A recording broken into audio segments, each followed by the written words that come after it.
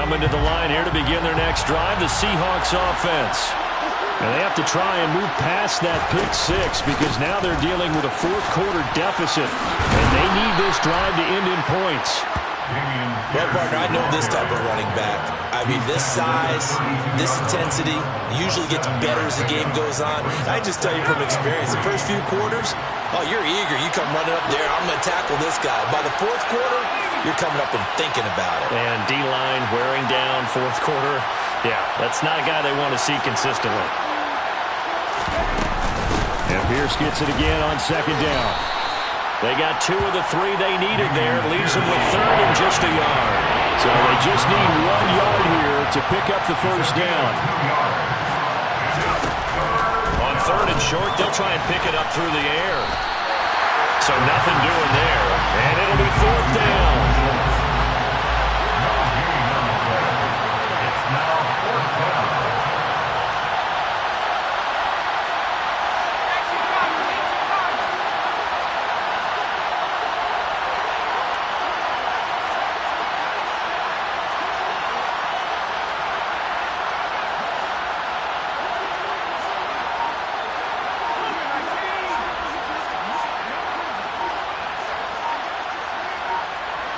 And they'll send the tight end in motion here.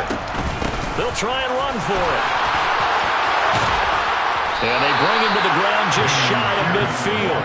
Fourth down, no problem. Just a ho-hum pickup of 14 to keep the offense on the field. If he writes a book in the offseason, he ought to title it Undaunted. Because where he is on the field, back on his own side, and goes for it, and gets it, I got to give it to him on that one. Yeah, only thing you can justify it with is it was only a few inches that they needed. If it's 4th and 2, probably doesn't do it. Hey, he got it. Give him credit. Yeah, but if they don't pick it up, then you're in trouble. Yeah, they're giving points to the other team at that stage.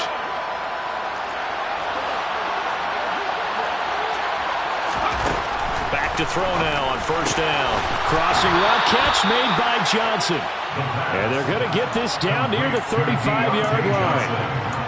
Well, they have had no answer for this connection all night long. Hey, you just have to think in a 2-minute situation, that's got to be a concentration lapse.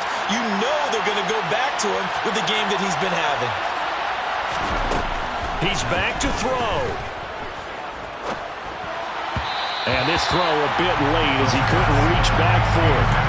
Limited time left on the clock after that incompletion, so I think both sides are going to savor every second to prepare before the next snap. Because once the ball's in motion, it may be a non-stop push to finish this drive off. Everyone better be on the same page right now, because I think they're going to try and get several plays off in quick succession if they can. The man in motion left here, Johnson.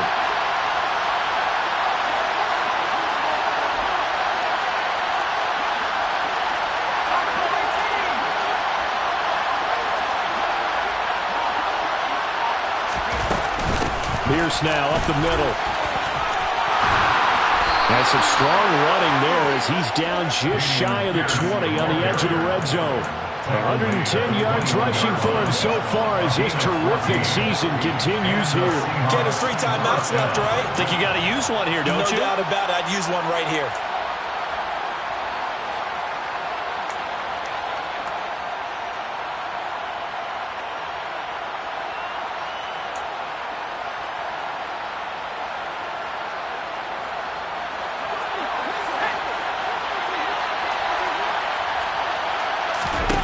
They'll look to throw. He's got his man. It's Pierce. And they're going to get this down to about the 17-yard line here. Nothing open downfield. They went underneath. Yeah, see if you can get it to your running back. See if you can make someone miss in the open field. 5 yards remain on second down.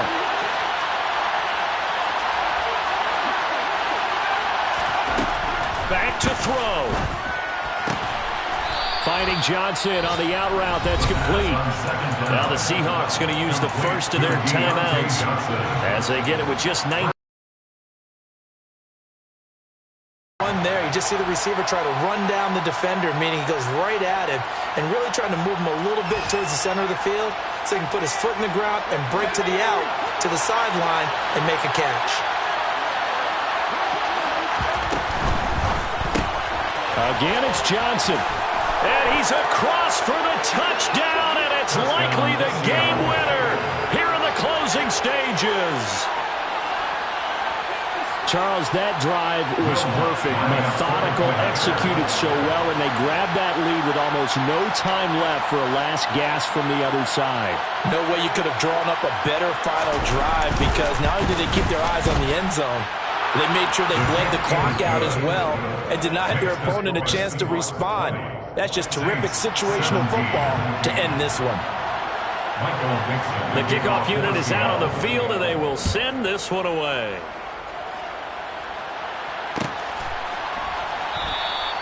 And with time a factor here late, he'll just take a knee and they'll put it out to the 25.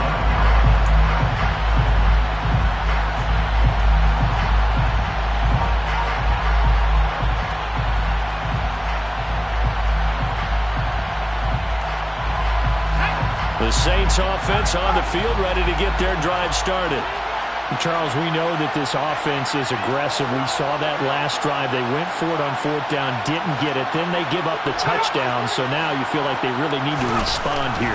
They certainly do, but let's face it, sometimes when you take that risk, you understand if you fail, a little more onus goes back on your ball club to try and pick themselves back up. Now a final chance to stop it here as a timeout comes in with 10 seconds left in the game. And here we are in the fourth quarter, partner, and watch them drive for what would be a go-ahead touchdown. And you and I both know this is where you need a quarterback who can keep his cool back there, not just for himself, but to keep the rest of the team relaxed too.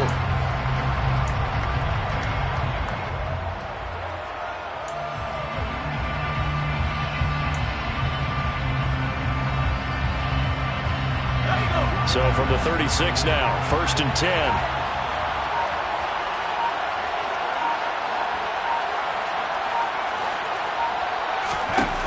He'll look to throw. And that is incomplete. 7 seconds remaining. That's pretty difficult to sum it up offense in a 2-minute drill. When your guys have struggled to put points on the board all afternoon, there's an incompletion right there.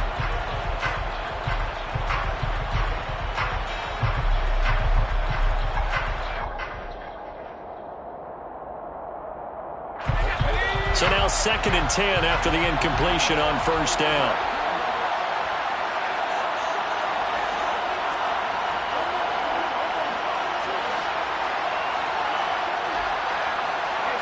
And the tight end goes in motion left. The tight end in motion right. Back to throw. And he's got Pierce. And out of bounds on the other side of midfield at the 45. And now we'll get a timeout here. They're able to stop it with 1 second to go in this game. 1st and 10 at the 45-yard line.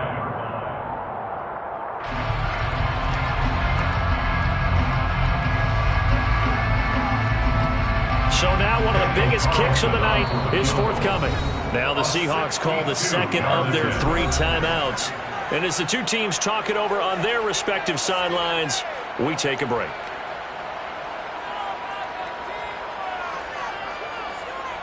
So here we go. Maybe the biggest kick of the game forthcoming. With 1 second to go, this to send us to overtime.